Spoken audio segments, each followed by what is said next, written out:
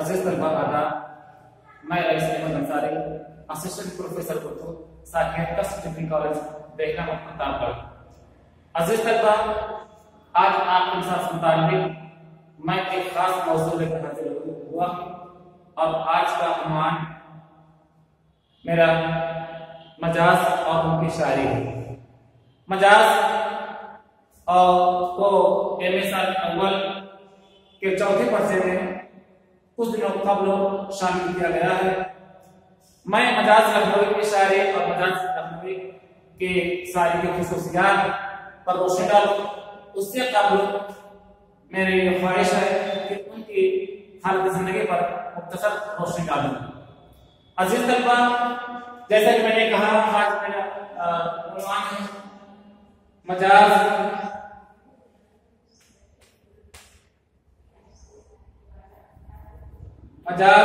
लखनवी। इनका पूरा नाम इसरारुल हक मजाज है। कुछ उर्दू शायर ऐसे भी हैं जिनके साथ, जैसा कि मैंने बताया, इनका नाम इसरारुल हक मजाज लखनवी है। इसी तरह एक शायर और भी हैं, मजबूर सुल्तानपुरी। उनका नाम इसरारुल हसन मजबूर सुल्तानपुरी है। कभी कभी कंफ्यूजन होता है कि इसरारुल हसन कौन है तो इसरारुल हक कौन है। तो याद रखिएगा, जब इसरारुल हक का नाम आएगा तो मजाज लखनवी है और इसरारुल हसन का नाम आएगा तो मजबूर सुल्तानपुरी है। अजीज तलबा, मजबूर सुल्तानपुरी की पैदाइश 1909 ईस्वी में 12 मई में हुई और इनकी वफात 1955 ईस्वी में हुई थी।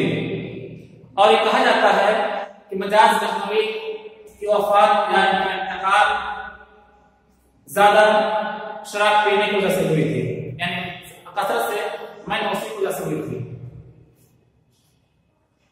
मजाज लखनवी उर्दू अदब की वो शख्सियत है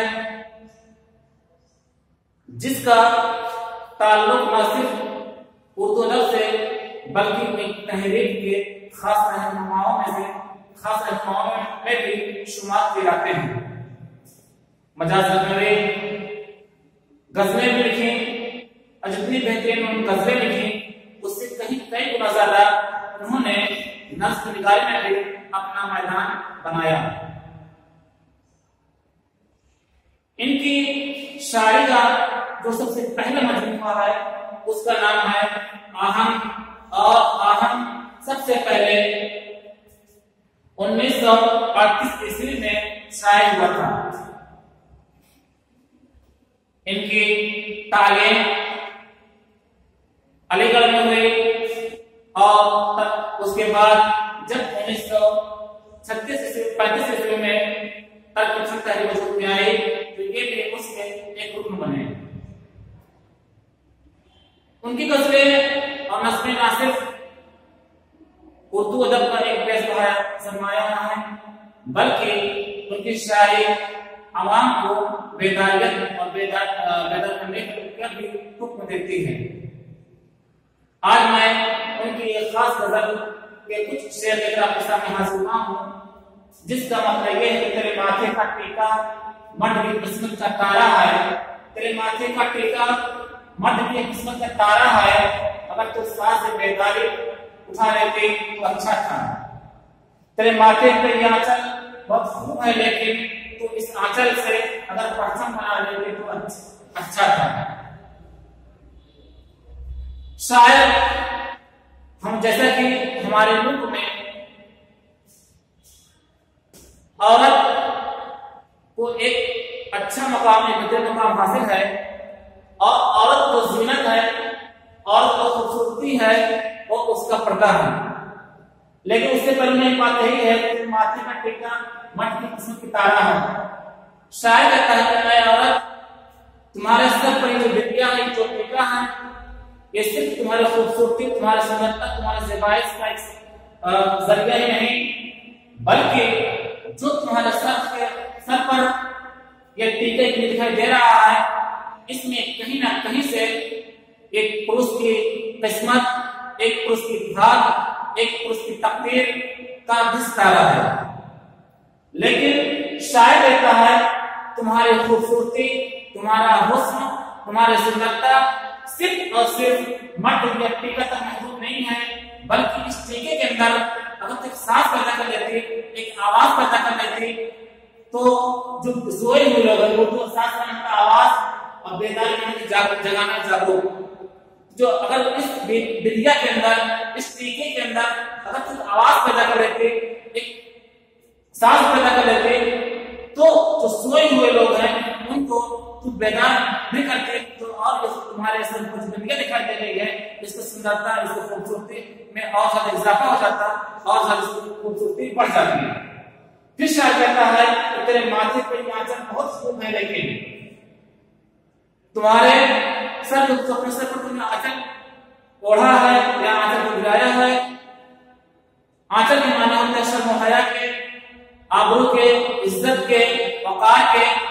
शायद कहता है तुम्हारे ये जो आंचल है, इस आंचल बहुत खूबसूरत लग रहा है, बहुत ही अच्छा है, लेकिन इस आंचल को कुछ मर्द असार ऐसे भी हैं जो इस आंचल को औरत कमजोर समझते हैं, लेकिन औरत उस वक्त बहुत कमजोर और अपने शख्सियत से बहुत मजबूर हो जाती है जब कोई मर्द या पुरुष औरत के इस आंचल को इस उसकी कमजोरी का जरिया समझने लगता है।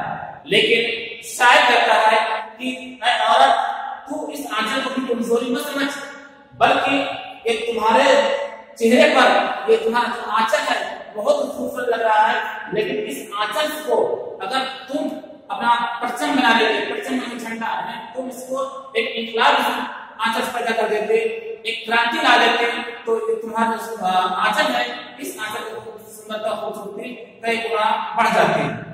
तो शायद तरकीब से तरीके से वाबस्ता भी थे, और जो शायर आए तो हम लोगों ने अपने अपने तरीके से उस तरकीब से तहरीक के जरिए लोगों को उभारने, जज्बात को दिखाने की कोशिशें की, लेकिन मजाज लखनवी, जिनका पूरा नाम इस्लाम का मजाज लखनवी है, उन्होंने और ना सिर्फ उर्दू अदब के अंदर एक की, समाज में की, बल्कि औरत को भी उन्होंने समाज में मुकाम दिलाने के लिए, जमाने से लड़ने के लिए, उनकी खूबसूरती को समाज के माशरे से तकाज़े को जोड़ते हुए उसको और अच्छा राह बनाने की कोशिश की। इस शायद मजाज लखनवी की बस की बात थी, और ये चाहते तो भी उसे जमाने का शायद करके अपने शायद कर सकते थे, लेकिन उन्होंने इस चीज का करते हुए, बल्कि उन्होंने औरत को खूबसूरती के साथ साथ उनके जो ज़ेबाइश और आराइश के सामान थे, उस चीज में भी उन्होंने उनको पैदा करने की कोशिश की और रास्ता दिखाया। मजाक जब शुरू में शायरी शुरू किए थे तो उन्होंने शौकत अली खान फानी से मदद दी थी, और उन्होंने अपनी गजल अपनी शायरी शुरुआत सबसे पहले गजल से ही की थी। यहां तक कहा जाता है कि जब मजाज लखनवी के आखिरी गजल कही और उस आखिरी गजल को शौकत अली खान फानी बनाई में दिखाया, तो उन्होंने कहा कि एक जो तुम्हारी गजल है, ये गजल